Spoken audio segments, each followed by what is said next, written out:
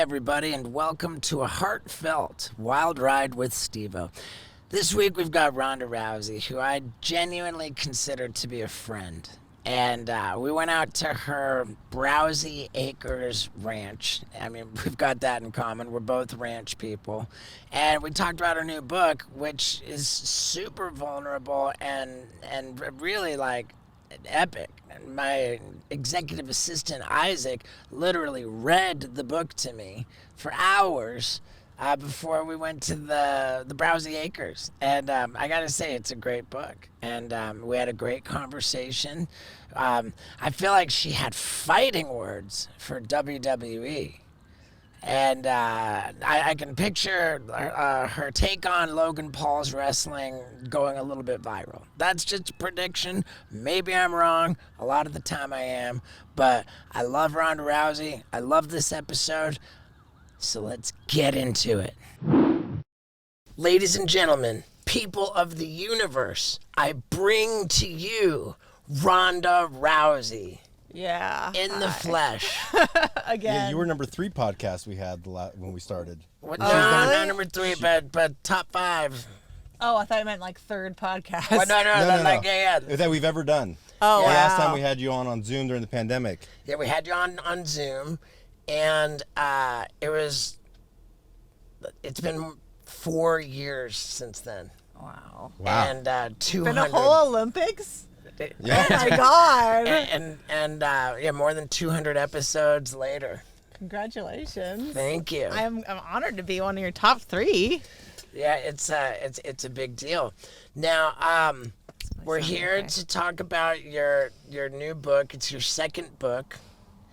And is this new book described as a memoir? Yeah, they're both memoirs. I just had a lot of life happen, so I had to like space it out against 2 books. Maybe it'll be a third one day. I hope not, but more could happen. Hey, I remember telling my book agent that I was like, I think I got another book in me, and they said, sadly, memoir part 2 is not a thing, and you gotta have like some kind of a spin on it. I mean, Lance Armstrong has 2. I have 2. I know Russell Brand has 2. Oh, really? Yeah. I didn't know that. I mean, I went ahead and did a second book, and it's Roddy Piper has 2. Okay. Yeah. So, I mean, if Roddy Piper did it, that's like my mantra of, like, what would Roddy Piper do? Nice. He did a lot of things. Yeah. Yeah. So yeah, it's so good to see you again. The last time I saw you, we were on a private jet together, flying out to. Right. Was it not WrestleMania? It was the Royal Rumble. Royal in St. Rumble. Louis. Yep. And It's in the book. nice. We describe it in the book, the trip that we took. And I ended up testing positive for COVID and was unable to actually participate in the Royal Rumble. And that's so, like, upsetting because you had, at the time, your newborn baby on the jet. She was 4 months old, but she was pretty new. But I thought the Jackass match was the best one of the whole show. Okay. So I'm kind of bummed you weren't part of it either. I'm sorry. Well, you were going to participate in the match? I mean, I was going to be like a henchman kind of a thing, Like, I was basically going to... So chaos. Yeah. Yeah, I think it would be basically like watching, just like walking Knoxville out to the ring. It's called the valet. He'd be his valet. Oh, you'd been the valet. Yeah. But the fact that I potentially exposed your 4-month-old baby to COVID is upsetting, and I'm glad that everybody's okay.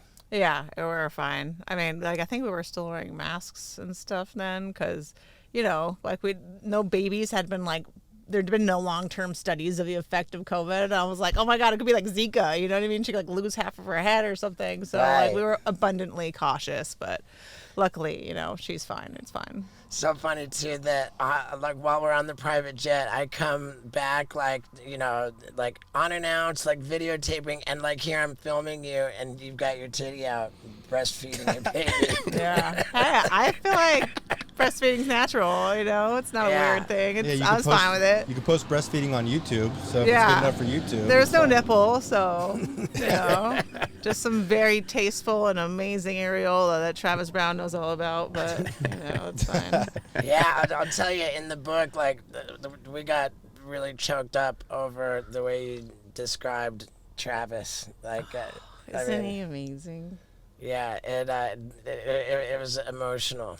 That locker room scene with him saying you're so much more than a fighter.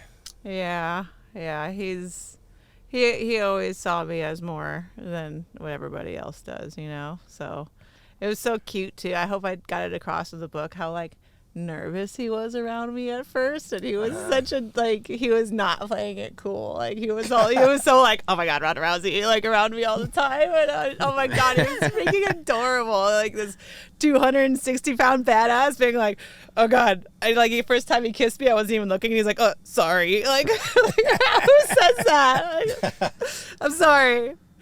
Oh, he's so cute. Like that, I don't think anyone gets to see that part of him. He's just like this big, adorable teddy bear. Yeah, he's the best. How long does it take you to write a book? God, this one, Maria. I wrote this with my sister Maria, and she was around for my whole life, so that helps a lot. With the first one, that she actually was able to fill in all the stuff I couldn't even remember, and then for a lot of these fights, and my first tour in WWE, she was around a lot. My second one, she was around almost like every other weekend or every weekend 'cause she was helping me watch Poe. So I guess we really wrote it over 18 months. But the first one we crammed it into 2 weeks or something like that. Oh, wow. Yeah, it was insane. So we didn't have a crazy deadline like last time. We had a crazy you cannot go over 90,000 words. So our first one was 130,000 words, and we had to slim it down. So I would have talked so much more shit, but there was a constraints. If your baby wants to get into judo, are you going to be supportive, or are you going to be like, stay away from that? The rules have changed so much in judo, it kind of pisses me off. It's like Greco-Roman judo now. There's so many things like grip fighting and all these things that made judo. And in my day, judo was the best, I think, grappling martial art for fighting. And now it's really been dumbed down a lot by a bunch of the referees basically run the sport. Guys that have never competed in the sport, and they try to make the sport what they want to watch. And it's it's not fucking for you, But nobody asked me, so I will teach judo, but not how it is now. Do they, you say they dumbed down judo, do they make it safer? Was that the thing? Or? No, they made it so there's no grip fighting. So it used to be there's literally a whole other art of fighting for grips. Okay. And they just eliminated that. They're you can't do any grip fighting at all. Whatever grip you have to throw from that grip. And they also made it that you couldn't dive for people's legs. You couldn't do a double leg or grab people's legs when attacking, because some guy from Mongolia showed up and double legged everybody, and they decided to make it illegal at the Worlds. And so it's always if the Japanese start losing in a certain way, they make that thing illegal. And then that's the new rules. And that's basically how they do it in judo. And so... Wow. Yeah, it's the referees are very biased towards that proper traditional Japanese style of judo, and try to make the rules in a way that's the only way you can do it. And so now it sucks because there used to be such huge variety of throws, and now you just see the same couple throws over and over again, people grabbing each other and spinning around in circles. It just looks so stupid. So it's just not even the same sport anymore. But I'm going to teach judo the way that I taught it. What me and Trav want to do is we want to open our own little dojo. We're going to be moving to Hawaii after the boys graduate high school. And I just got a spot out there, right? A while back. Yeah. And so we're making it into a food forest and completely sustainable and everything like that. And then we want to open our a little dojo. We can have our little local ninjas come and train for free, and that's kind of what I want to do. And I'll teach them judo the way I think it should be done. They're going to do it my way. It's great. Yeah. Yeah, it was weird. I was talking, so I was doing some biography research on you, and it was crazy because it was at the part where, you were born, you had the umbilical cord wrapped around your neck, and then my brother calls me. He's like, hey, my son just got delivered right now. He's like, we were really worried about it. Literally this morning. Oh, congrats. Yeah, when the YouTube video cut, and he called me, and he was like, He's like, yeah, I'm having a boy, and he's like, we were really scared because the umbilical cord was wrapped around the neck and his blood pressure was dropping, and I'm like, what the fuck is happening? Wow. Yeah, it's not uncommon. It's not uncommon. No. Yeah, just But it was pretty heavy with you. It's like where you weren't able to breathe for a long time. They didn't know if you'd be like permanently messed up, and then you couldn't speak, and you had to. Wow, you did do your research. Yeah, they had to like resuscitate me, and I guess there was like some sort of brain damage or whatever. But when you're a kid, you're like a blank slate. So it wasn't like I knew how to talk and had to relearn how to talk. I just had to learn how to talk in a different way. So like, it took a longer time. I had like a motor speech disorder called apraxia, which is basically like your brain says one thing and your mouth does another. And so sometimes it kind of like comes out, I'll like misspeak or, slur words together or whatever. And it makes it like I'll do things sometimes that I know are like apraxia related that people don't notice because it's just part of speech and people mess up when they talk and start over again. But like when delivering a wrestling promo, it is they will crucify you for like any little bit of anything isn't perfect. So it'd make promos really stressful for me. Yeah, and you had your sisters translating for you. And now, your sister's helping you write the book too. So she's still translating. She can't stop once you start. So you talk so much in the book about concussions. Yeah. It's like pretty like it's just so to describe being like such a dominant fighter in the UFC, 15 victories in a row, but like kind of what people didn't know is that you considered like your own like brain so vulnerable, right? Like you had to not get hit. Yeah, the stakes were high when Ronda was fighting, and the stakes are very high this weekend for UFC 300. Man, is this the most insane card ever.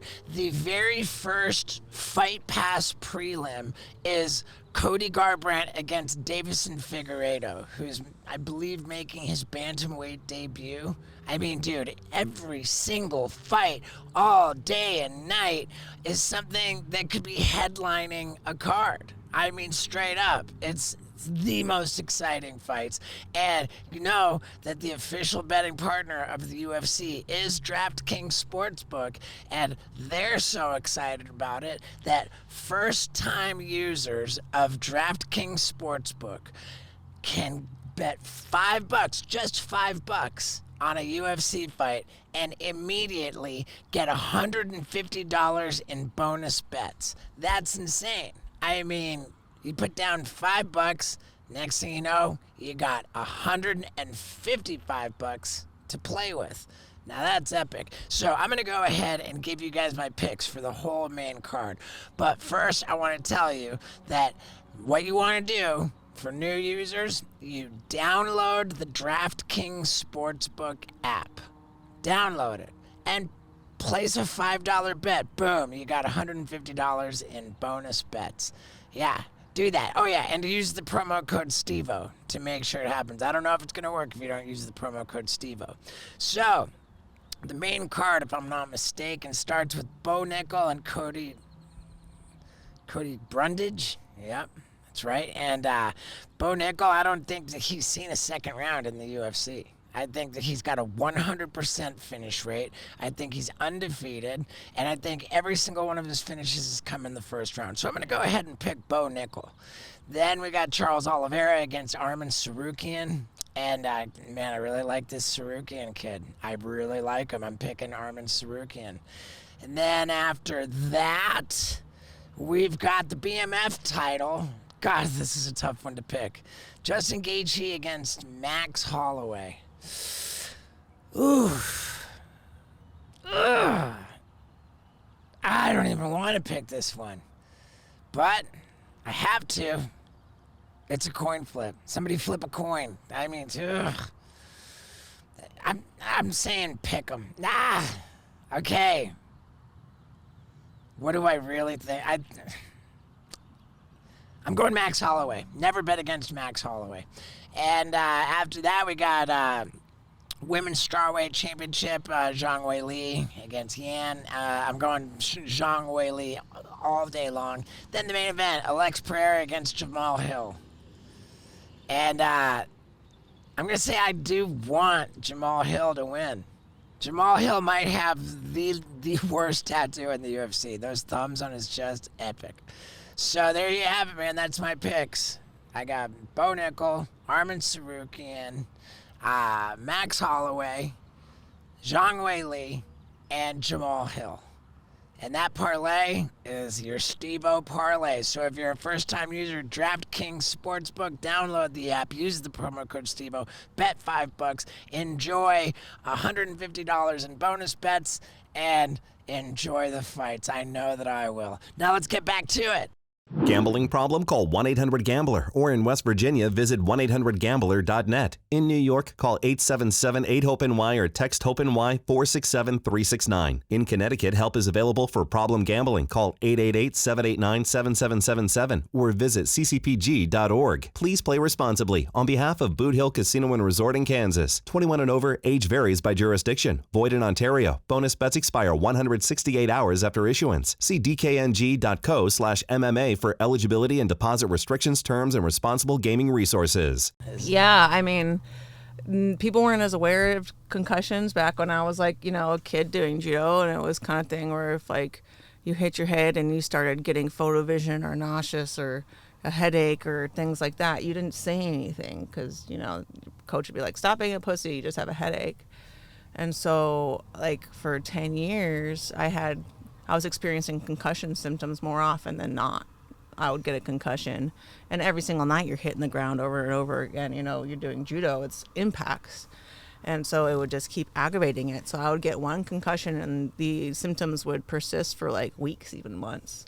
Ugh. And then I would get them multiple times a year. And then every time you get one, it's easier to get another. And so then by the time I got into MMA, like, if I got hit, even reasonably hard, I'd start seeing stars. And so I had to develop a fighting style where I just never got hit and I finished fights quickly. Like I did that on purpose. It wasn't like, I was getting lucky. Like that was like the system of fighting that I created. And it got to a point where it was just getting worse and worse, like this, like lighter and lighter hits would start like, giving me concussion symptoms. And, I couldn't tell anybody about it because I didn't want to admit it to myself that I wasn't like invulnerable. It wasn't that I knew I wasn't invulnerable, but I needed to convince myself that I could be perfect in every single match and no one could ever touch me. Because to try to attempt something that crazy, you need to have that kind of confidence in yourself. And I couldn't tell my coach, I couldn't tell Dana because they would make me stop. They might make me retire, so. That's a paycheck. It's not just that. It's I think your whole identity. Really. Your identity. Yeah. It's not just money. Like it was like being the best in the world and being like the champion was my entire identity. And then it got to a point where, right before the home fight, I slipped down some fucking stairs in my socks, tore out my knee, knocked myself out on the stairs 2 weeks before the fight. This was after somebody else already pulled out of the fight. Dana needed me to fill in. I couldn't pull out. So I fought anyway, already having a concussion. And then I had a fucking, my mouth guard was the wrong mouth guard, and it didn't have the back on the teeth. And so the first time I got hit, it knocked my teeth out. It knocked me out of my feet. Like I couldn't fucking see. I couldn't tell distance. And so the whole fight, I was just trying to make it not look like I was out on my feet trying to recover. And all I could do was keep coming forward, even though I couldn't see how far away she was. And then I was continuing taking hits over and over. But I was just like, I can't let it show that I'm hurt, because if I get like descended upon, it's fucking over. And it still like irks me to this day that people judge that performance as like how I fight or like what my game plan was, when that was like me literally out on my feet, like trying not to let it show. And then, and then after that, it was just like the smallest hits would give me a concussion, dude. Like Stephanie McMahon and Nikki Bella slapping me with an open hand would give me a concussion, like those symptoms. And like, And I couldn't say anything. I couldn't say anything about it after the fight because I was expected to fight again. And I couldn't let anyone know like that it gotten that bad. And then afterward, I wanted to go to the WWE. They've had such a a complicated past with concussions and stuff like that. They wouldn't hire me if they knew it was that point. And then if I let them know how often I was getting concussions, they wouldn't let me perform in matches. So I had to I'd had a lifetime of experience hiding the fact that I was concussed all the time. And so, yeah, now I can finally talk about it because I don't think I'm going to be wrestling for the WWE ever again. And, so. Yeah, that was what That's I was why. thinking. Like, reading all about the concussions, I just thought, wow, like, here, this is kind of counterintuitive to go from a career of concussions in fighting, and then now let's go to the WWE. Like, how do you not get like, how do you ever get through a single match in the WWE without getting a You concussion? had a concussion leaving the Oh my ring. God. Who doesn't? Yeah, I mean, everybody that it's gets kind in of like there. a gift basket. It's For like sure. it goes in there. Like you get a bobblehead, you get a concussion, you get some T-shirts. But I mean, it was, I guess, easier because if I had a concussion, or if I needed a moment, if I got dazed, if I was seeing stars, I could always be like the other person, like, "Hey, give me a second, please don't jump on me and punch me in the face a bunch of times, like you can kind of have that communication, and there's more of a room for error or stuff like that. And yeah, I don't know, I guess I just wanted to do it, and I didn't want anyone to make that decision for me. So again, I had to keep it quiet, and Yeah, I wonder what sport has the highest rate of concussions. It's I don't probably know. I was football. talking. No, I Probably mean football. soccer, But they say 'cause football, the maybe. the headers. I think football. Yeah. I think football Not for boxing? sure. Oh yeah, boxing. The thing about football is that Football, like lacrosse. the linemen, every play, they're like boom, it's just like they just all ram into each other every Yeah. single play. And because you've got this big, huge, heavy helmet, like you feel like you can hit it with impunity, but in fact, like It's making it worse. So like for every fight, I would have to do like 50 rounds of sparring. And when you have the headgear and the bigger gloves, it protects you from cosmetic injuries like getting cuts and Yeah. swollen and stuff like that. But your brain is suspended in fluid. Yeah. That's not what gives you concussion. It's like Coup contra coup. it's your brain hitting your skull on the inside on basically the Yeah. other side of your head. So if it's a bigger weight, you're getting more of an injury neurologically from wearing a helmet, from wearing headgear, from having bigger gloves. And so that's why even when I was having fights where nobody Sparring. was touching me, the sparring was 50 rounds of sparring. for every match I would do, because I only had championship matches because Yeah, you're a it's champion. me.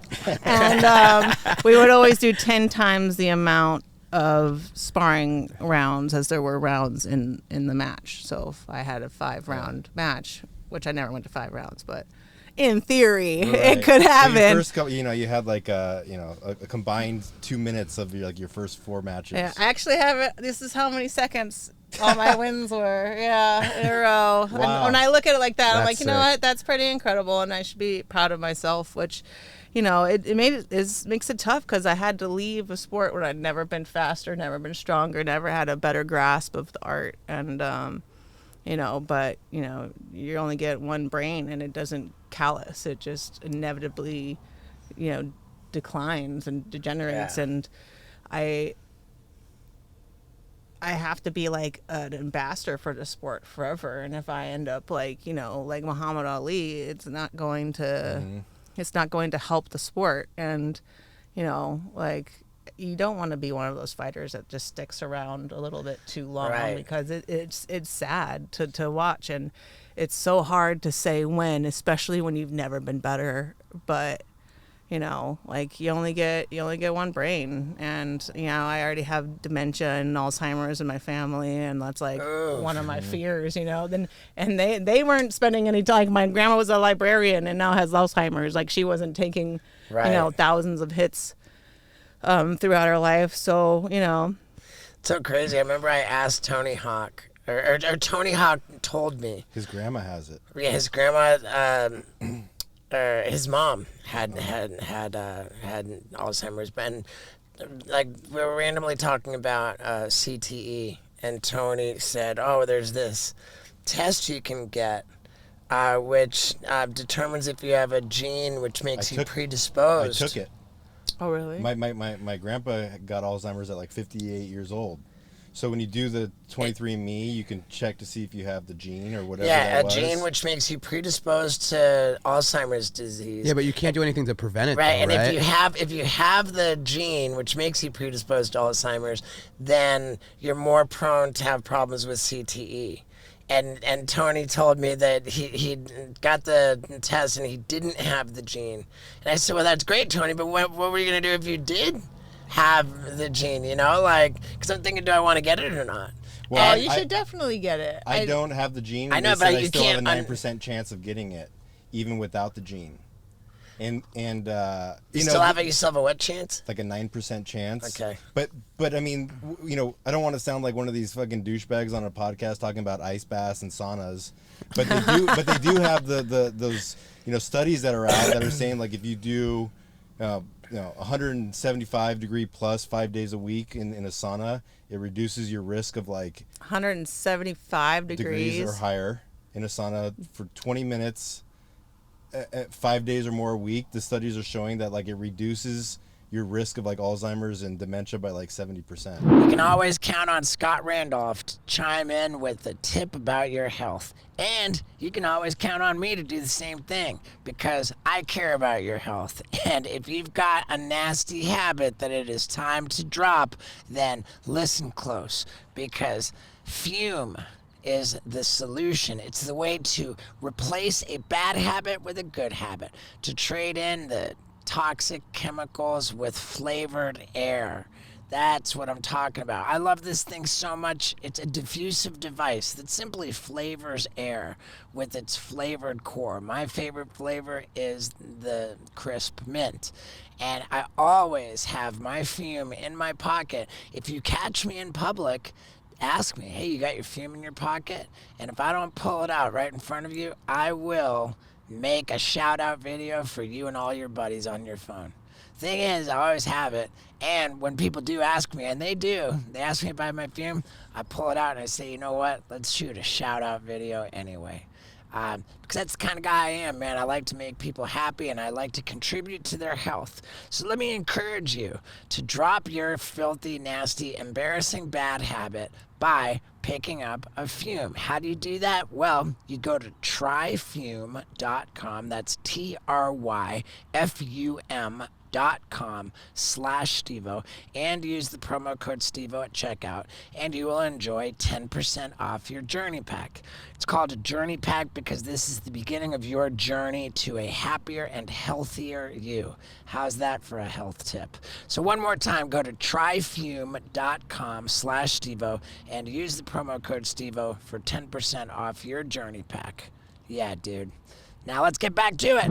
Great, because I've been trying to convince Trav to let me get a sauna because I got a cold dip finally. Oh, cool. But he didn't put it together until like I had a month of WWE left, and I kept like tearing the cartilage in my ribs. I kept messing up my ribs like the whole time, and I finally got it the last month, and then I haven't gotten it since. I'm like, I'm not gonna jump in there just because, but yeah, I we jumped in have this one. morning. There was a company that gave me a cold plunge, and I looked at it every day and thought, man, not today. Today's not the day. and like literally, I never once got in it, and it was just filled with mold. Mold water. My boys use it a lot because they play football, so they're always it's Now- got like sand and gook in there, and like dirty boys. You haven't used it yet? No, I do, especially when it's hot in the summer. But this winter, I haven't used it. I was using it a lot when I did WWE, but Do you feel better afterwards? Oh yeah, Yeah. it's so Yeah. good for you, man. Now I got a new one in Tennessee. I use it every single day. Yeah. Start my morning with that every single day. No. Yeah. I can't wake up like that. I wake up with my baby on top of my chest, literally peeling my eyeballs open. It's like, wake up, like, I just want to sleep. It just literally peels open my eyelids every morning. Jesus. Okay, I have so many questions, and the knee surgery. You said you had multiple knee surgeries. Yeah, I've had like 7. Oh. Just my right knee. Wow. On one knee? Yeah, just one knee. I mean, God. the other one I'm sure is messed up, but like. All the same problems or different? I mean, I had like an ACL reconstruction. They took the middle of my patella tendon out for that, and then I had like 5 scopes, and then I also had stem cell, which is like the fucking worst. In your knee? Yeah. Well, I mean, they pulled out. You ever had that where they pull out the stem cells from your hips and they put them in your joint? They put them in my knee, which I will brag forever that I have 4 times the normal amount of stem cells. They were like, we're gonna pull out 5. They were trying to pull out 500 million, and they got 2 billion out of me. And Wow.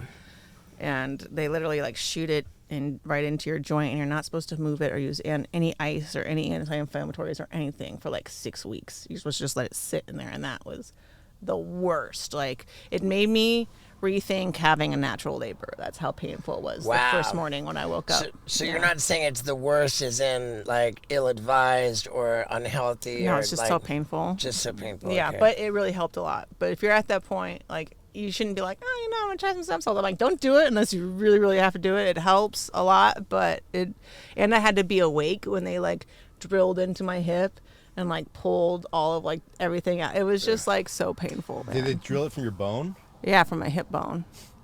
Where did you get the stem cell treatment done? I think it was like Regenix or something like that. I don't know. It was like a friends of my godfather who's a doctor. He referred them. I mean, it helped a lot. I mean, but I have no ACL. I tore my ACL falling down that stairs 2 weeks before that fight, the home fight, and then I have basically no cartilage left. I've had arthritis since I was 19.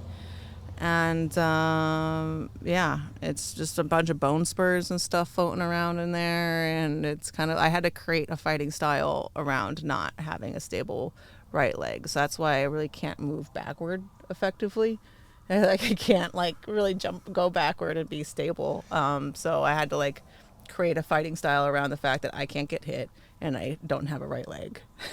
Wow, That's incredible. Yeah. that like flying around, jumping off the top ropes in the WWE without a stable right leg might have been a problem too, huh? I mean, I know how to move with it, and I learned how to fall very early in judo. It's called the ukemiwaza, your falling technique, which I'm really surprised that they have very limited like techniques of falling in WWE. They have like a back bump and a front bump.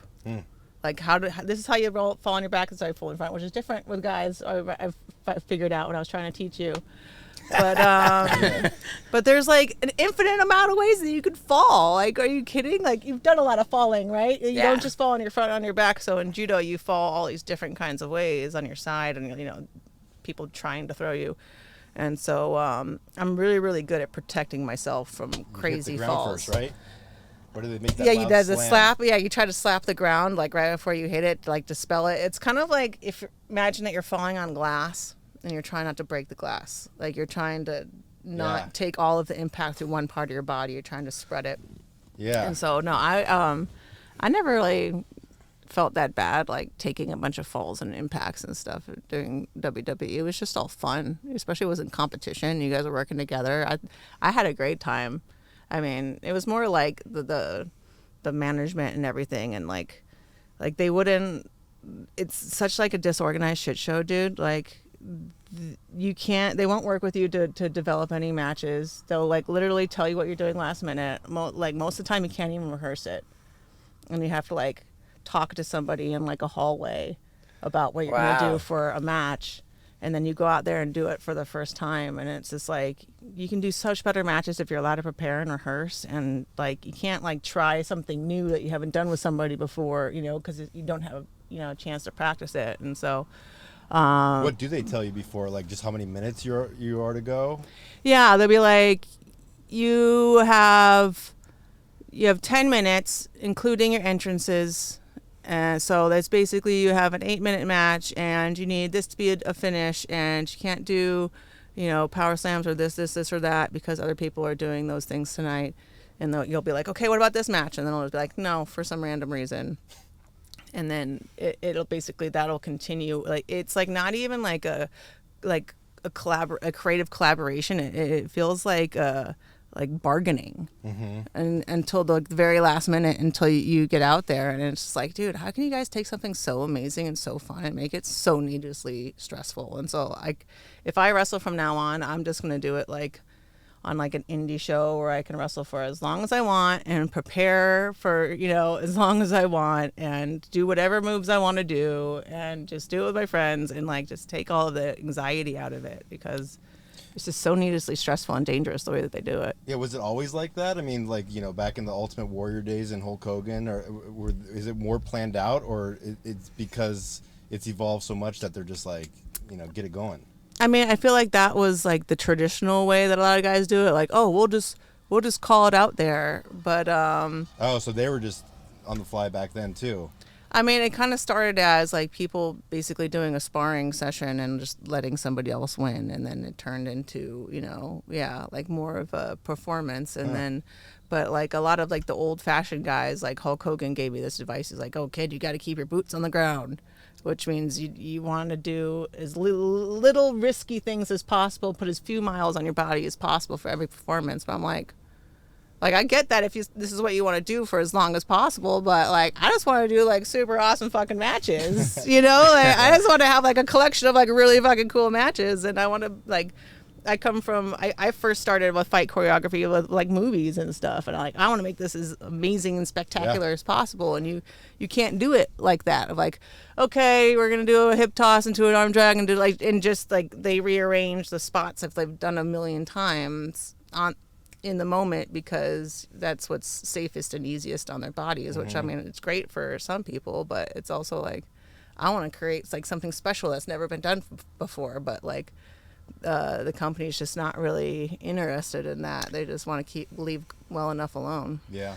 When Pontius and I were on Monday Night Raw, we had a match against Umaga, and we blocked out like what it was gonna be. Like each like big thing, it was like, okay, there's gonna be this move, and then like that's because you were brand new. That's what they did with me when I first got there, and I'm like, oh, this is awesome. This is what it's always gonna be like. And then like as soon as I was part of the company, they're like, no, you're basically just gonna show up and figure it out like as you're going along. And Did you do that with Umaga or just you and Pontius? No, but we did it with Umaga.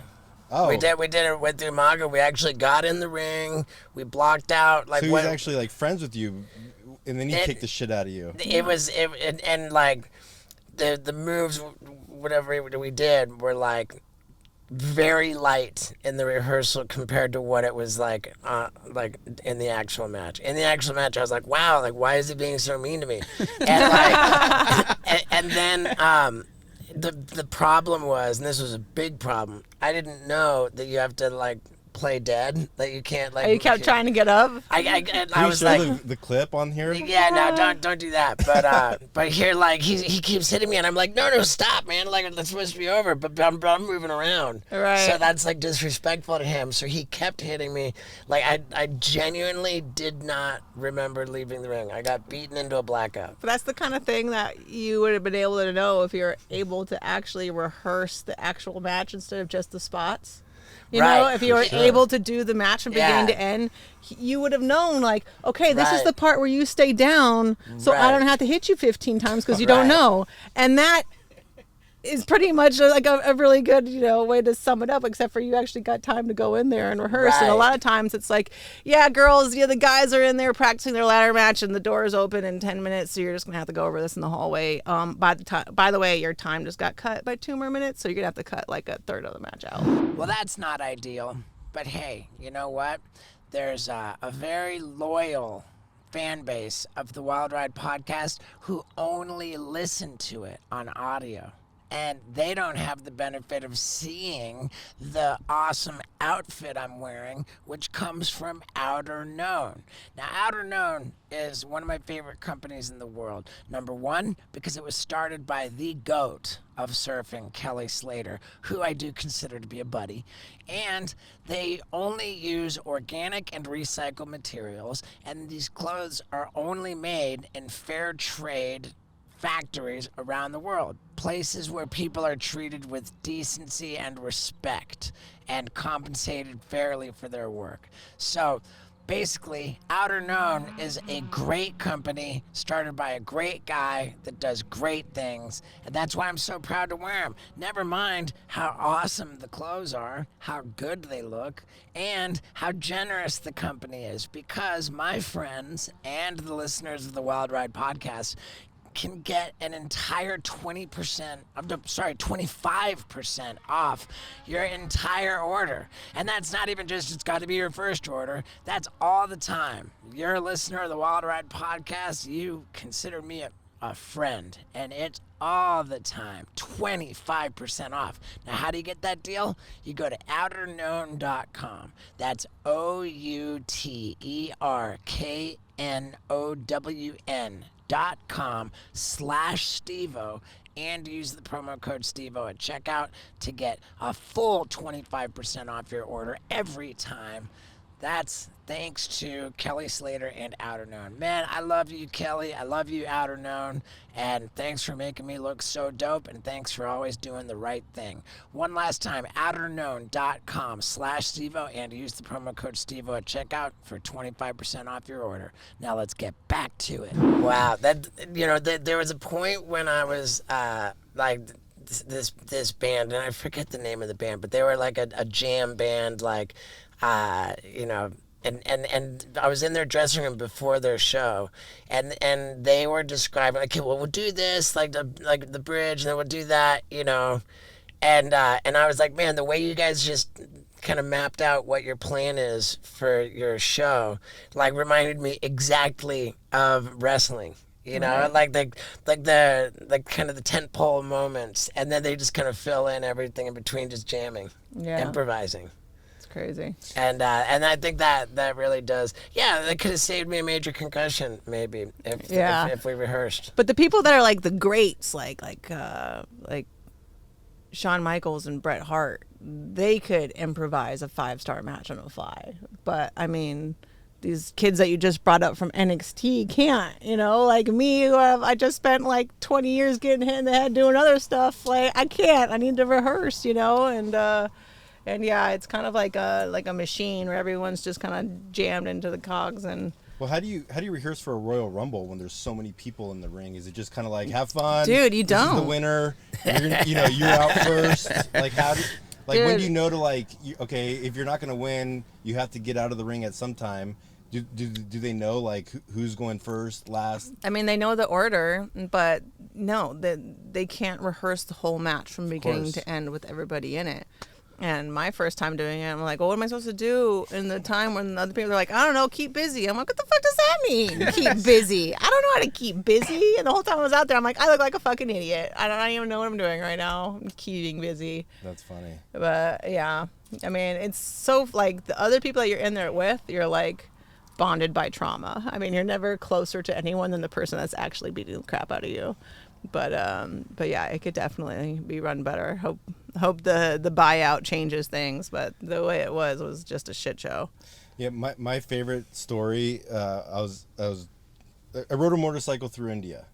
It was like a month long. It was the fucking craziest journey of my life. And the one thing that stood out for me on that whole trip was I was in Calcutta, and I was out in front of somewhere, and these Indian guys kept looking over at me, and they nervously walked up, and they're like, excuse me, are you from America? And I was like, yeah. And then they were pushing you, the one friend, you ask him, no, you ask him, you ask him. And I was like, what? What's in? He goes, excuse me, is WWE real or fake? And I was like, oh my God. And I was like, I don't know. And I guess the WWE just got to YouTube out there in 2016, and they're watching everything from scratch, and so they're the newest audience members, but I don't even know how to answer that because of course it's fake, but it's real as fuck. I mean, it's scripted. I mean, mostly. Yeah. There's a general idea. They're working together. I like to relate it to like figure skating, like two people together creating a performance. Mm-hmm. But as Shayna likes to say, there's no fake way to take a chair shot. You know, you're actually getting hit with a chair. But it's also not a competition, which a lot of like wrestlers and stuff will be like, wrestling's real. I got this injury or that injury or this injury or that injury. Yeah. And I'm like, okay, as a competitor in like an actual sport, I'm never like worried about getting injured. I'm worried about losing. Like that's the most stressful part of it. Not like, oh my God, am I getting injured? I remember I like exploded like I exploded my knuckle and broke my thumb beating Alexis Davis. That you had blood. Yes. In 16 seconds, and I walked out giving everybody high fives and all this stuff, and afterward I like going backstage, I'm like, I think there's something wrong with my hand, man. Like there's something going on. But like injuries are not at all what you're thinking about. That's not what makes it real. That's not what makes it hard. It's the uncertainty of the outcome. So like when people are like, oh, it's a real sport, I'm like, no, it's not a sport. It's a very intense performance, which I have a lot of respect for, but it's not a sport. Like if you've ever dealt with the stress and anxiety that comes with competition, you can't take that out and call it a sport. Right. I mean, it's so tough. It's very physical, but it's not a sport. The simple fact that the winner is predetermined, you know, it kind of tells you that right there. Yeah, but I guess it sums it up when wrestler was getting interviewed by that guy and he asked him if it was fake and then he just beat the shit out of him. You ever see that? I remember that being a story like 5 years ago or something. Maybe a little bit longer, but he was like, "Is it fake? Is it fake?" And he just, you know. Yeah. I mean, was him beating the shit out of him an actual wrestling match, or was that just it a was dude? Backstage, a guy. Yeah. So that's just a guy beating up somebody backstage. That doesn't prove his point. Huh. Yeah. Like, well, is this thing over here real? Because I'm going to beat you up in the hallway. I'm like, how are these two things related? Oh, so that's something that happened way back in the 80s.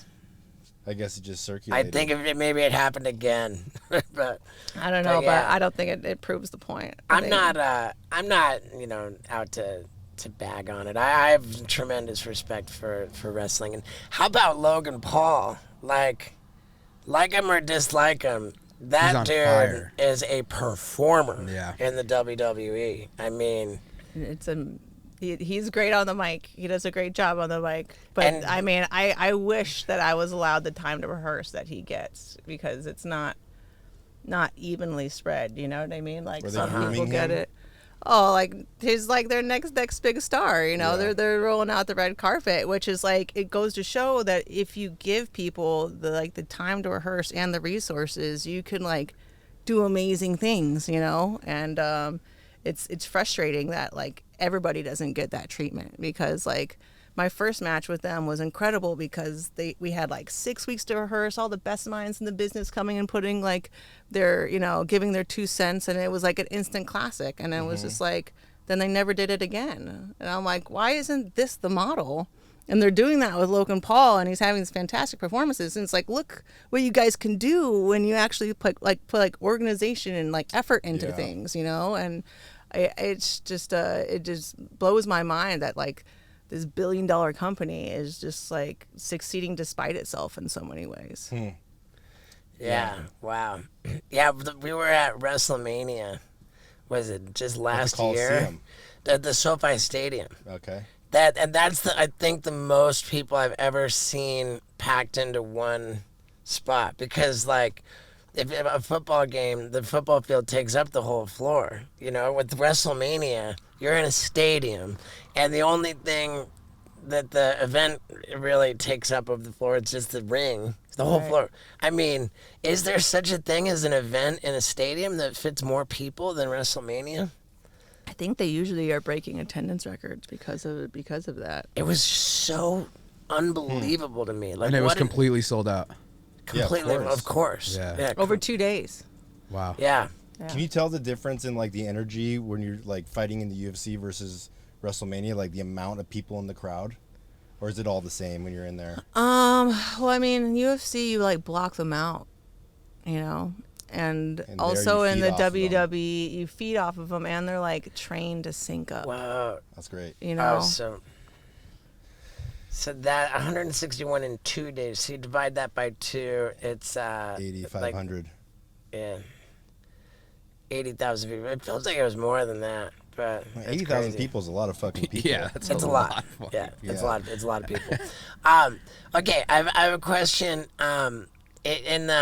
You described watching Travis knock out your unnamed ex-boyfriend, and you said that as you watched the fight, you felt like you could hear him say, like to this partially conscious, dude, like, Ronda says "fuck you," and I'm dying to know, did he actually say that? no, no, he didn't. I don't know if he wants me to say what he said. So Okay. you can ask him that All one right. day, but it was pretty fucking metal. Nice. And he got awarded a Harley Davidson motorcycle for that knockout too. How does that work? I don't know. Bonus. They had there was like a sponsorship or something. They're like, you had a great knockout. Here's a motorcycle. And so Does he it's still kind have of like, the motorcycle? yeah, he got it like custom everything, and he hasn't ridden it since we had a baby though. Now it changes things when we have a baby, sure. you know. Yeah. Yeah. I know. My brother called me this morning. He's like, dude, I got to start taking better care of myself. Yeah. Wait, your brother said that? Yeah. He's like, dude, my wife delivered the baby right next to the, the cardiovascular ward where people are there in my age with heart problems. He's like, I don't want to be that person.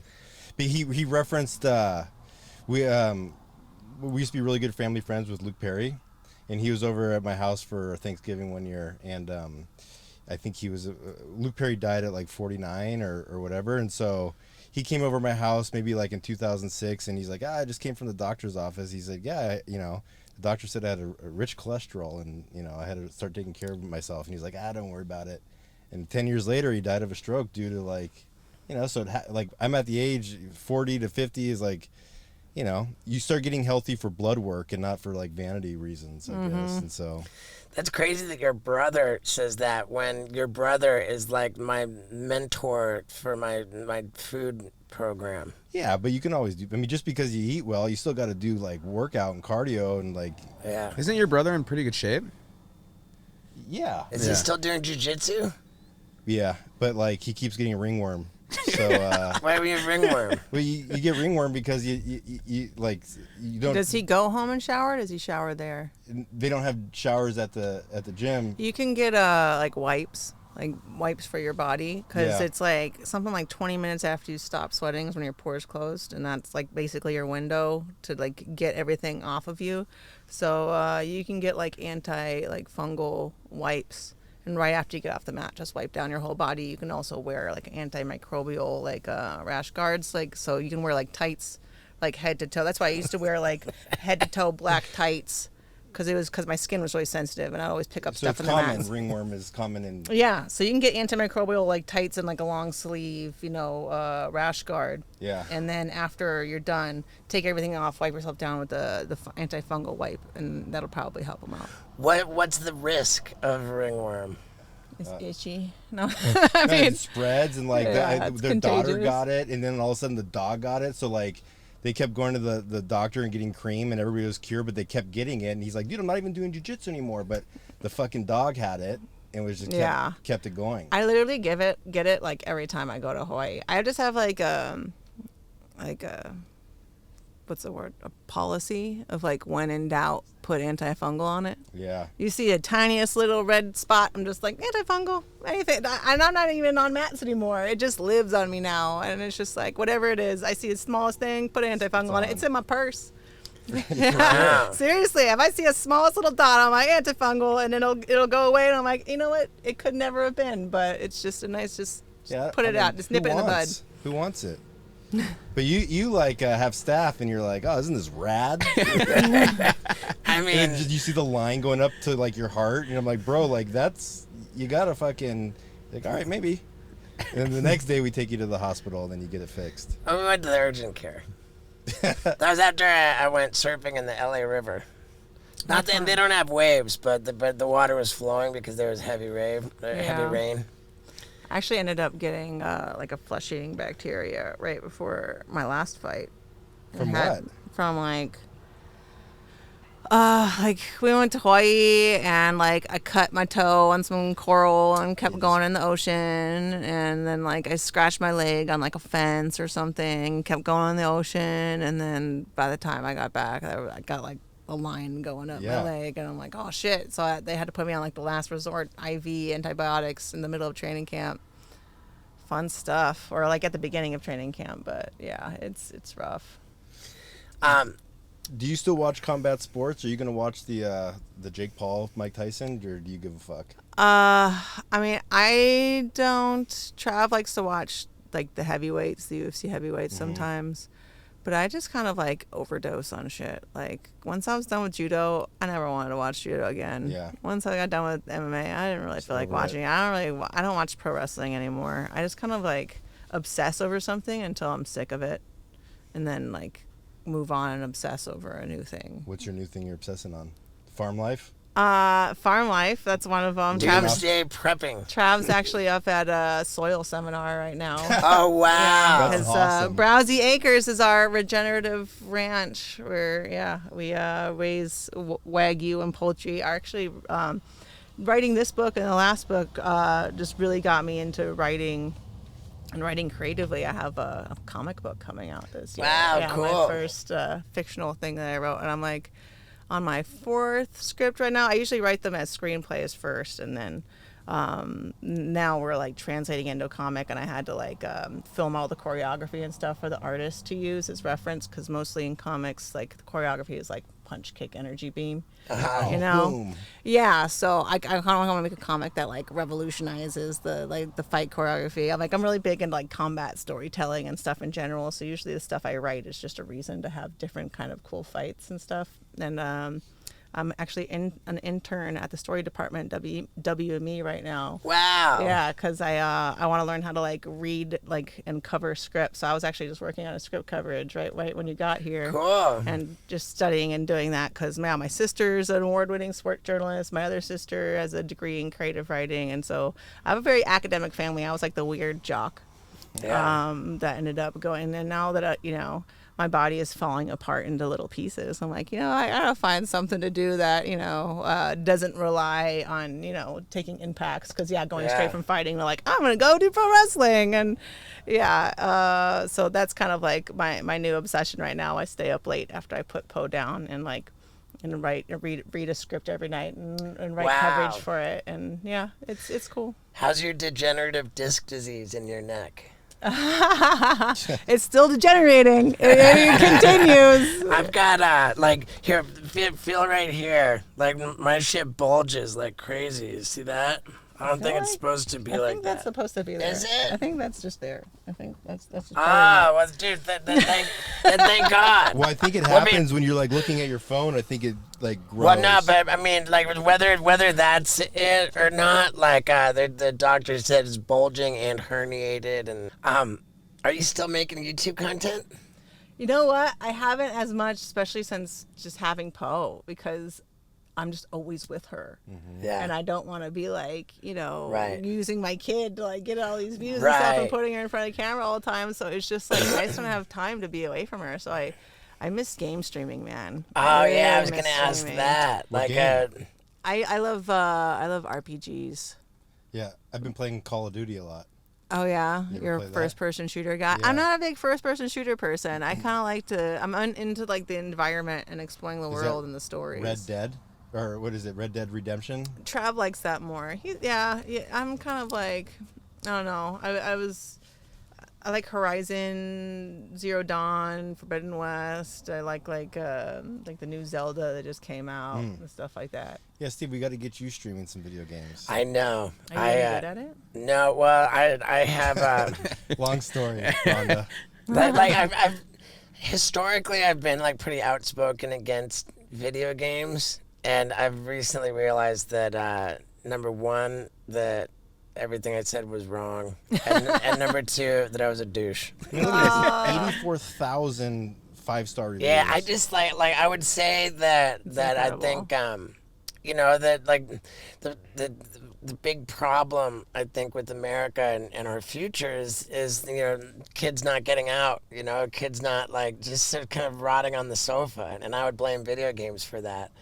Like but then I mean, dude, I sit there and watch scrolling through my feed and watching Netflix and everything. Like, it's just so dumb for me to act holier than thou about video games when I sit on my ass and rot my brain in so many other ways. Not only do I love video games, but I have a buddy who has created a revolutionary product for video game players. It's called Better Plays.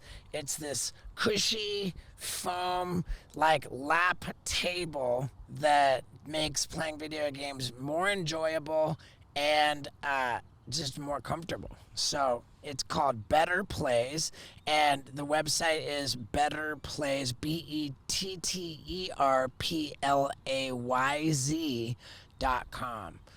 BetterPlays with a Z.com. And my buddy started the company.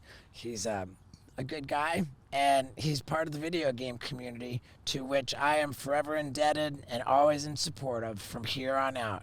And so I'm pledging my support to video gamers by telling you about Better Plays, just because that's my buddy, betterplays.com. Let's get back to it. I mean, when I was training the most is when I actually played the most video games, because I'd be like unable to move, so sore all the time that like this was the only, like I'd have an active mind though, and like this was the only way to keep doing something. And also like it creates like a sense of community. Like I was going through like some hard times, and we go into the book when I was like really depressed after UFC. There was this one guy named Omatraya. That was the name of his Draenei. I know his Draenei. I don't know if he was a warlock or something in WoW, and it was like someone to hang out with that didn't know that I was Ronda Rousey and just wanted to like, you know, run quests and stuff. And it was like exactly what I needed so much at the time. And for so many people like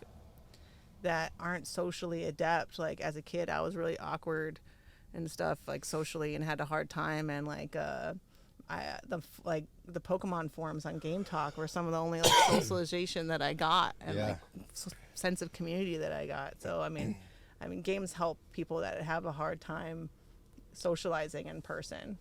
Right. Well, for me, like I couldn't like shut my brain off, like with all the work and with you know, and it's like I finally just bought a PS5 because I was like, dude, I don't have any healthy outlets to shut my brain off. And like it literally like an hour will go by and I'm like, oh my god, I haven't thought about work in an hour. It's like a first time kind of meditation almost. Yeah. You know what I mean? I love it so much. But yeah, Call of Duty is a different kind of meditation. You're like, yeah, I know. It's crazy, but like I'll watch these streamers, you know, and they got like Tinda Tatman or Dr. Disrespect. They'll have like 80,000 people live watching them play. And you're like, fuck, like it's huge. I mean, I've never doubted that it's huge, and that is just all the reason why I'm even more of a douche. Because to imagine how many people I offended with my anti-video game stance, I'm done with it. Like, I need to. What kind of video game console should I buy? if you're just starting Yeah. and you travel a lot, you should start with a Switch. You should just start What's a Switch? Nintendo Switch, but you yeah, can put it up to your TV, and I would start with Super Smash Bros. Oh, so I wonder if I can set that up to my Tesla too. Yeah, you could play. I think the two Zelda, Tears of the Kingdom, and Breath of the Wild. Start with Breath of the Wild, then go to Tears of the Kingdom. But here's the thing: Steve's gonna Breath get of the so Wild. obsessed on it. It's fine. But like, can we talk about your camping obsession and your Tesla? Because like, dude, you were late today. Well, yeah. And why were you late today? Well, because I got the ranch in Tennessee, right? And I should say Lux and I got our ranch in Tennessee, and we're getting ready to move our 3 goats from LA to Tennessee, which is a road trip. Fun. And we're bringing. It's so much fun too. Like I haven't even done it yet, but the goats are gonna travel in a cargo van full of hay and straw. Yeah. Right, and like let's not leave them in the van the whole time. So I thought, who do I know who has farms that we can stop on the way? Oh. Sugar Sean O'Malley has a farm in Phoenix, and he said we can leave our goats in a pen on his farm overnight. Afterwards, so we just have to drive to Phoenix. We give the goats a break in the farm.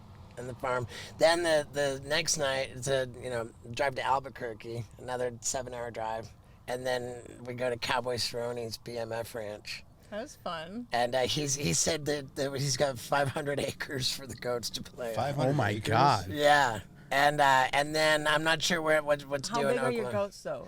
They're Nigerian dwarf goats. You might have to worry about predators and something like that big. Right, You know what I mean? So right, you yeah. might not want to just turn them out. For sure. You should buy like a fake fence, a fence, so that you can fold out. And put it No, around like them. I'll flag that with Cowboy for sure. But we have actually, because we had to give away our goats, because once we had Poe, we weren't able to take them out the way we used to. So they're actually, a couple of them are part of goat treks, so they do like goat tours and stuff like that for people. You had big goats with horns. Yeah, we too. actually had like packing goats, but we still have our traveling goat palace, which is basically just something you put on the back of a pickup truck. I don't know what you guys are going to have back there, but specifically for transporting goats. Whoa. If you need something like Wow. that, you can just put it on top of your pickup bed, and it's like Yeah. perfect for the goats to go in there. You don't have to get a whole trailer. Lux didn't want them to be in a flatbed situation. Like we Yeah, want. they're in a. We're doing a towing them in cargo. a truck. No, Yeah, I'm not no, talking we're- about for the cross country thing, but Yeah. I'm saying Right, like, right, in okay, general, good. if you need to like Yeah. take them on a hike somewhere or something, Got you it. can kind of throw them in the back if Right. you want. I have one. If you want it. Well, we do have a pickup truck in Tennessee, but in any case, back to the Tesla camping thing, because we're going on this road trip. It's gonna be like a whole caravan, and I'm a full psycho over my diet right now. Like I'm either all bad or all good, and You still vegan? no, I added eggs and fish, Okay. but Should try some Browsy Acres or generally raised Wagyu and poultry. I know you. I'm definitely stoked on what you guys are doing with all of your sustainable farming and harvesting of meat with love. But yeah, I'm doing what I'm doing. So I'll just veggies in an air fryer and the fried like fish and eggs. What do the bad days look like? Oh no, every day is a good day now. Oh, okay. You can't even Okay. cheat on like a snack, right? One serving of fruit per day. That's like- your cheat. Yeah. Yeah. And so for me to eat like this, I was like, oh well, I've got to outfit my Tesla with an air fryer and Refrigerator system.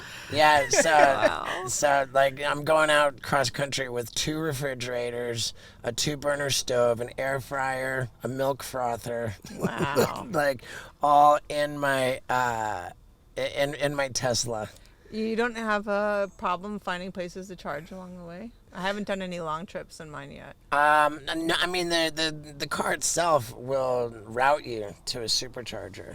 Oh, okay. Like it won't even let you. It'll say, oh, you don't have enough battery to get to your destination, so we're automatically routing you to a supercharger. Interesting. And you charge up like the whole damn car in like 10, 15 minutes. It's ridiculous, these Oh, yeah. chargers. I mean, it saves us so much money because we got the roof. Yeah. And so, like, we save so much on just, like, AC during the summer. Right. And then, like, it's 70 miles into town. And so 2 trips into town used to be a whole tank of gas. And I was Right. just like, it wasn't just the gas. I was just tired of having to stop. You're like, you have like a schedule and you're like, oh shit, I gotta stop for gas. And then it like fucks up your whole day. And I'm just so glad I don't have to take the time out of my day to go stop for gas anymore. Right. It's like, but man, you ever forget to charge your shit? And then you're like, oh, I got a trip. You're like, oh, I forgot to charge I it. did that on the way here. I had to stop off at the in Eastvale and charge. Yeah. But I was looking at it and I went from 12 miles all the way up to 300 and it only cost me like $11. Oh yeah, it's so cheap, but it's one of those things, especially when you have a baby and you're juggling all Yes, these yeah. things, and you Right. come out in the morning, you're like, "Fuck, I forgot to charge it." Like I need to put like a sign that like drops down as I'm walking around the car, like charge it, bitch, like something that just unveils the It's like a post-it note. Yeah, that's so funny. But yeah, the reason I was late this morning was because I've got all this stuff, and I just had to cook breakfast. Just like I pulled off on the side of the road. Side of the road, and just set I got all my camping gear out and just to see how it worked. I love it. You're a mobile man. Yeah.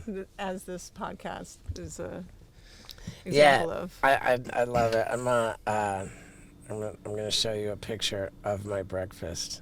Just You're like one of those people like, don't eat it. Wait. yeah. You see, like my. Wow, you have great presentation. Well, thank you. Like that's even a fancy plate to be traveling Oh yeah, with. that was last night. Yeah, every meal I take a picture of it. I send it to his brother. and it's going great. Like I'm almost 50. You look fantastic. Well, thank you. I appreciate that so much. I'm like on a crash course for 50, less than 3 months, and I want to like really get in the best shape I've ever been in. I've been doing push-ups. How many did you do today? Well, I did the perfect push-ups once. So it doesn't get. Yesterday I did 72. Wow. Straight without. Yeah, 72 push-ups in a row. I'm pretty stoked on that. I'm stoked for you. Good job. Oh, thank you. Thank you. Proud. Yeah. So yeah, tell us about farming and doomsday prepping. Well, farming kind of became our doomsday prep because it's just being like completely self-sufficient. That's the prep. Right. And as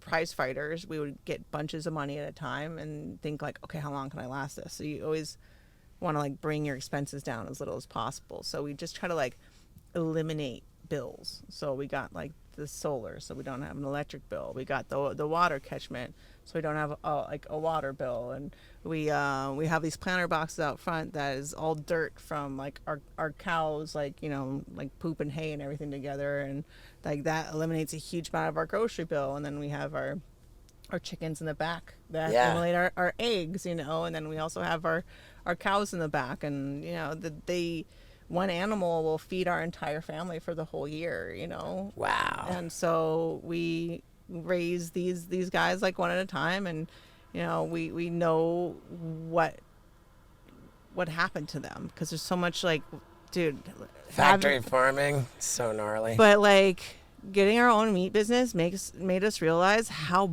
bad the meat from the grocery store is and how bad the meat from the restaurants are. It's all the same stuff. A fancy restaurant is getting the same chicken as like a pizza place. They're all getting it from like Tyson or something like that.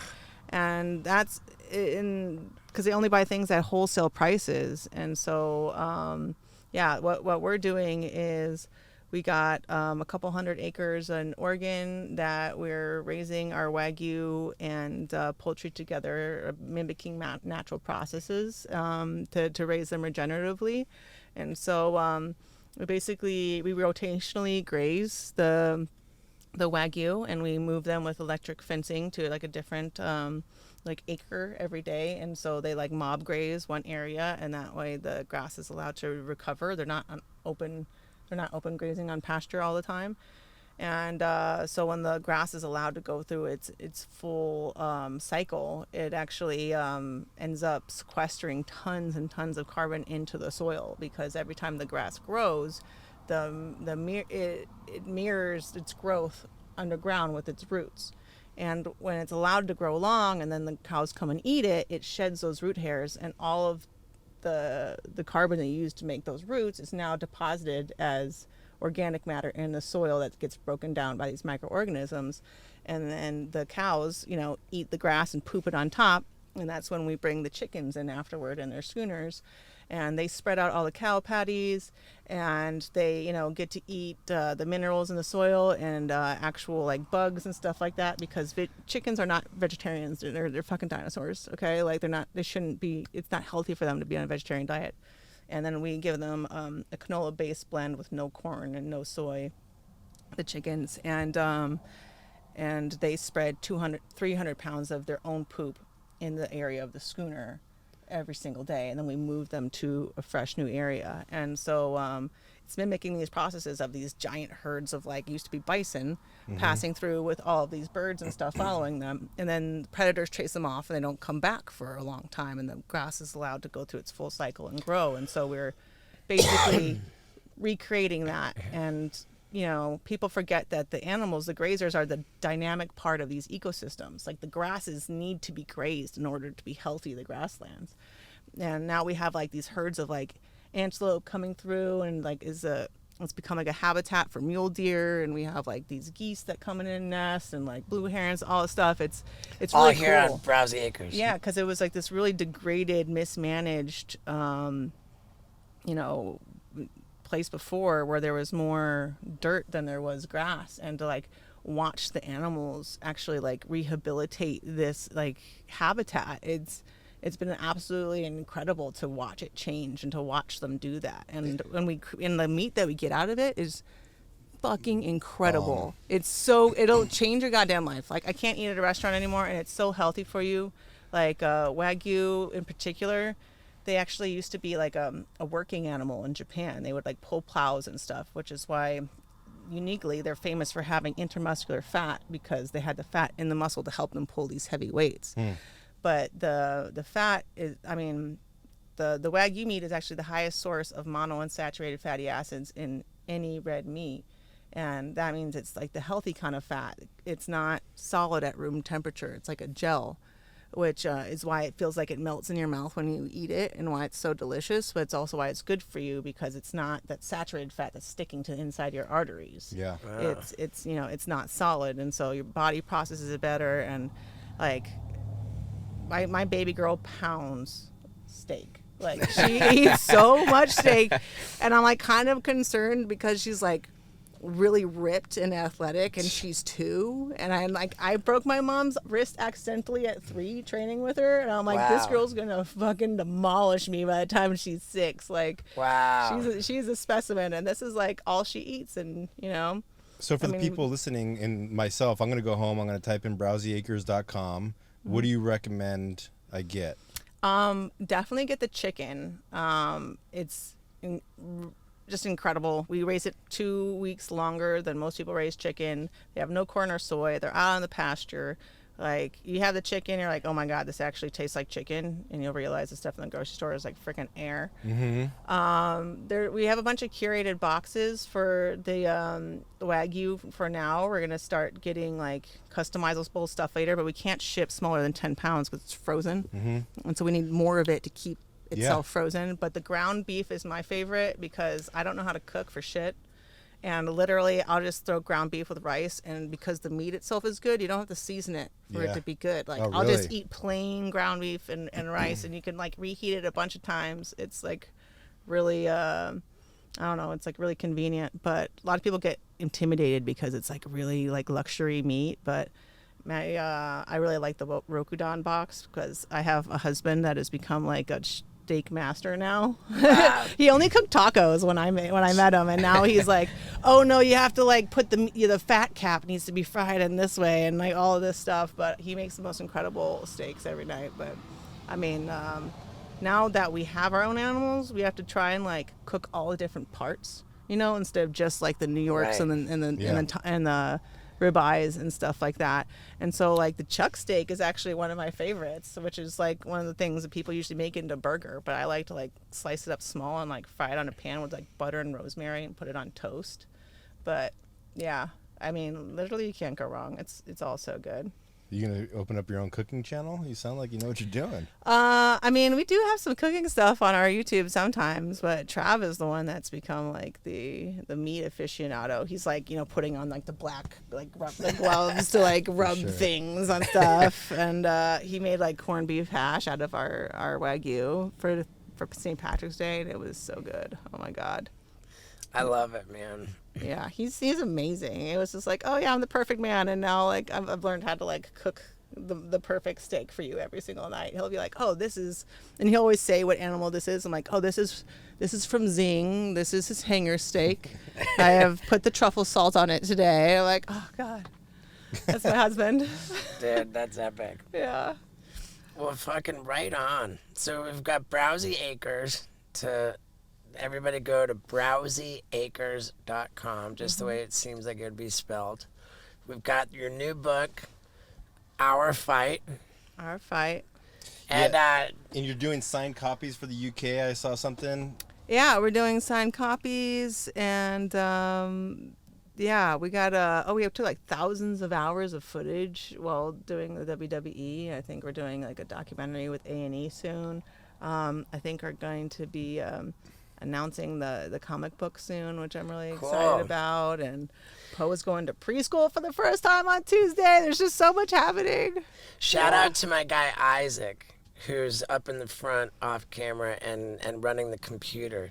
He read your book to me. The whole thing. We didn't get through the whole thing, but for hours he read your book to me, which So you, Isaac. I I hope Isaac you did- liked it. I hope it Don't they wasn't have a like an chore. audio version of it? well, it's Yeah, not I out read yet. the audiobook. But I did it. It'll be out on April 2nd. Uh-huh. The audiobook's not available to us, so Isaac's my audiobook. Hey Isaac, did your ACL come from your patella? Yeah. It did. Did it tear too? He's being I so tore I careful. tore my ACL. Yeah. No, but did you tear your graft? No. Oh, good No, for I'm still you. good. The surgery was 7 months ago. Oh wow, that's recent. How Yeah. you doing? That's you're not like all the way recovered yet, are you? I'm not all the way recovered, but I'm happy to report I went on my first hike 2 days ago, When can you skate again? July 21st. I'm not counting the days or anything. Make sure you do your rehab. Don't just do nothing and then jump on. Yeah, Yeah. no, he's taken it so seriously. It's Okay, good. because all the horror stories with people who had failed, you know, like they skated too soon and it tore again, and he doesn't want to be that. But yeah, Isaac's my guy. He's a genuine MVP. And yeah, and we were both saying, like, as he read it out loud, I'm like, man, this book's got me like choked up. It's like, it's really good. You know, like I enjoyed the shit out of it, and I love you know, I give every episode when I film the intro for each podcast, I give each episode a unique adjective, and I feel like I want to call this one unapologetic. You know, I like that. I love that's the if I had an adjective for your book, I would say that you are unapologetic in how you like. It's just so even aggressive. You know, if people don't like me, then screw that. You know, like I inspire people, even if I inspire them to hate me. Like, you know, like leaning into it and just being who you are and saying whatever the hell you want unapologetically. I think is a real. It's a real asset to you, and it's so well complemented by how vulnerable you are in there too. You know. Yeah, thanks. I try not. I'm like, I try not to paint myself as being like perfect. You know, like I make a lot of mistakes, as have we all. And one recurring theme I like to see in the book is like just forgiveness. You know, like I fuck up, the people around me fuck up, and we find a way to move forward together. And yeah, it was like a tough time to actually put into words.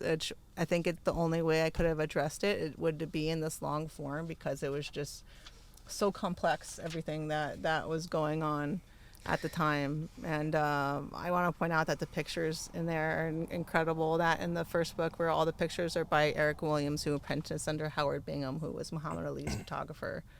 And yeah, I mean, it's just incredible. I'm really so proud of it, and so like glad that I finally got to get all this stuff out, because it was things I was holding on to for a really long time, and I felt like I couldn't talk about, and people have been making their own assumptions and everything about me, and especially like, you know, about leaving UFC, when it was so hard to be able to like leave something when I'd never been better, and to have like this like secret hanging over my head about like, you know, all the neurological stuff. But, you know, also like when you like deal with something tragic, everyone just tries to rush you into being better, and I'm just like, you know what, I'm just gonna go be depressed for a couple of years. Yeah, wow. You know, and like and not feel, I don't know, I feel like people try to like make that into like a fault, when really it's just like, you know, your mental health is important, and the people that want to see you fighting until you can't anymore aren't going to be there for you when you're 70 years old and might not be able to stand up Right. on your own. So For sure. it's heavy, but I was worried it'd be depressing, But after reading through it, I'm like, actually, this is kind of like hilarious and lighthearted at a lot of times, and not just like, you know, I mean, bunch of gloom and doom. there's no way that the average person can understand or like or relate to like how crushing a loss is for somebody like you, you know. And I think that you do a really good job of kind of letting people into your head, and like the gravity, like the level of it. And like one thing that really stuck out to me is when you point out that, quote, experiencing a loss is how regular people refer to actual death. You know, you experience a loss in your family, like, and to you as an athlete, like losing in a sport is at that level of like death. Right. Like it's Put a your life into it. it's a really powerful line in the book. It's like the death of that version of yourself that you believed could have won, you know? Yeah. And yeah, having to set your sights lower is it's painful. But I don't know, it ended up being like the best thing that ever happened to me, because like it got to a point where my public perception was intrinsically tied to my self-perception, and it like forced like a break in that, and the kind of mania that I had created around myself. I felt like I had to keep it going for like my own ego, and it just made me realize that like being so famous that you can't be in the in and out drive-through without getting mobbed was something I actually like. I hated it, you know. I couldn't do things with my family. I was like so isolated. I couldn't like stand in a line or go to a public, you know, bathroom, and it was not a lifestyle that I wanted, but it was one that I felt like I had to like keep pursuing and keep hustling for, because I was like racing what? I'm like, who the fuck are you racing, bitch? Or hey, you're doing fine. But it was forced to myself to put a lot of things into perspective of like, what is it that actually makes you happy, instead of just trying to be as, you know, rich and famous and successful as possible because like that's what you feel like you're supposed to do. When, you know, being on the farm and being with my family is literally like the thing that makes me the happiest. But I wouldn't have figured that out, I think, otherwise. Yeah. Well, I love it. I really want to heap praise on it. I want everybody to get this book, Rousey, Our Fight. And I want to thank you too, because I know how selective you are in the interviews that you do. You are the upper echelon. You're one of the few people that I don't hate at this point. No, it's fine. You're actually. Well, no, it's genuinely an honor. I know that you know, as much as you want to get out there and promote this everywhere, that you're just not into doing like a lot of interviews, and to be able to be one of them, it means a lot to me. Well, thank you for having me. It's a lot. One thing is you're not like out like. You're not like a gotcha journalist, you know? You're not trying to get me to say some shit that I'll like regret later, and I get like such anxiety from doing press, man. Like not during it, but like afterward, like second guessing the way that I said this or the way that this went across. And it made me so good at it before, because I would refine my answers until like while promoting a fight, it would like every single answer was as witty and concise and everything as possible. But man, it like I did my first interview for this book tour, and like I'm still stressing out about it, about like, oh, I didn't say this right, I didn't do that right, I didn't do that. It's like, just thank you for being like, just being a fucking friend, you know, and not trying to like profit off of our interaction, but like having a genuine one. And you know, you're one of my real friends. Yeah, it was funny. The last one we did, you started going viral with like news clips, and Steve's like, "Oh no!" And he sent you a thing. And he's like, "Dude, do you want us to take this down?" And you're like, "Are you fucking kidding me?" Yeah, no, I was talking shit about WWE fans. I remember like fansies. No, it's fine. It is what it is. It's no, but I love that we're friends. It means the world to me, and you inspire me, and now we're both ranch people. Yeah. Yeah. So yeah, goat man, you're a goat guy. Were you a goat guy on your first goat walk? You were about to. You know what? We might not have already had our goats at that point. Yeah. You were Wow. looking Yeah, into them. we got our goats in November of 2019, so it was right around the same I time. think you did. Now we got you just pigs. got 'em. Wow. Now we got pigs, and we're gonna have so many animals. It's gonna be stupid. I'm But excited yeah, for you guys. I love you. I'm grateful for you, and I'm proud of you. I think this is really an awesome book. So everybody, get that shit. Get that shit. All right. I love you too, Steve. Yeah, right on. There you have it, folks. Ronda Rousey. I think she's wonderful. I really do. And I think you're wonderful for sticking around to the end of the episode. So let me tell you, where am I? Where is the Wild Ride crew? We are in Texas. Why? Because we're on a strike mission. And I'll tell you a little juicy bit of information. Next week, we're dropping 2 episodes. Should I tell them who? Because I'm a maniac. We got the CEO and founder of Cash Money Records, Birdman. Nobody's going to be able to possibly believe that we got Birdman. I mean, dude, you don't see that guy doing podcasts, dude, but he's my bro. And who else? Who else did we get? And just today we got him? Oh, you're not going to be ready for this. Dr. Phil! Oh, man, my new homeboy, Dr. Phil. Get out of here. Tomorrow I'm going to be walking around on Cloud 9 still because Dr. Phil was such a rad bro. Man. And next week we got double banger, Birdman and Dr. Phil. Man, what a big week it's going to be. And I just want to tell you guys this. When I'm out in public and people come up to me, man, and say, hey, I love your podcast. Dude, that means the world to me. It means the world to me. And you mean the world to me for sticking around to the end. I love you, and thank you for the support. All right, man, that's it.